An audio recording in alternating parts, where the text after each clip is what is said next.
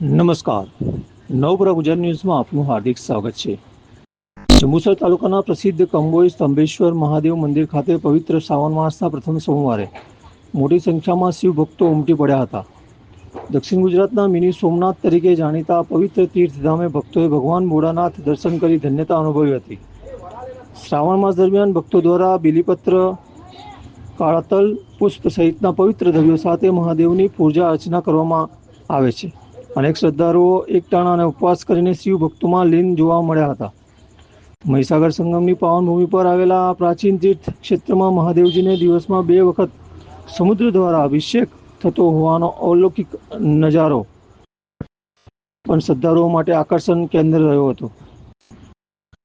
ભરતીના સમયે ધીમે ધીમે સમુદ્રનું પાણી શિવલિંગને પોતાના આગોશમાં લેતું દ્રશ્ય જોવા ભક્તોમાં પણ ખાસ ઉત્સાહ જોવા મળી રહ્યો હતો.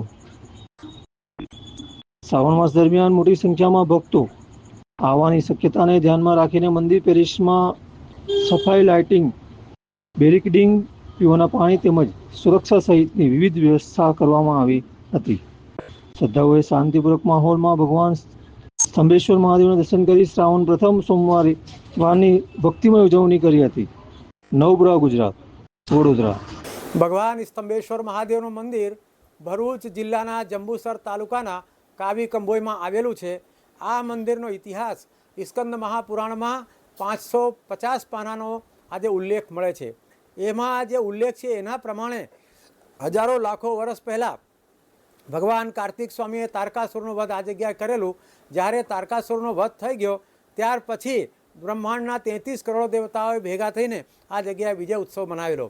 વિજય ઉત્સવ મનાયા પછી આ જગ્યા વિશ્વનંદક નામના એક સ્તંભની સ્થાપના કરી અને એને ઉપર ભગવાન સ્તંભેશ્વર મહાદેવને પ્રતિષ્ઠિત કરવામાં આવ્યા. એટલા માટે એમનું નામ સ્તંભેશ્વર મહાદેવ પડ્યું.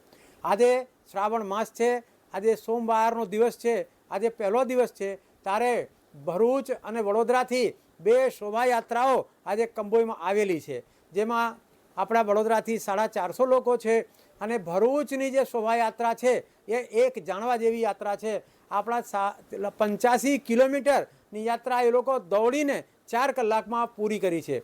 હાલાકી માણસ 1 કલાકમાં 5 કિલોમીટર જ ચાલી શકે, તો પણ આ યુવાનોને ધન્યવાદ છે કે એમને 85 કિલોમીટર 4 કલાકમાં પૂરી કરી.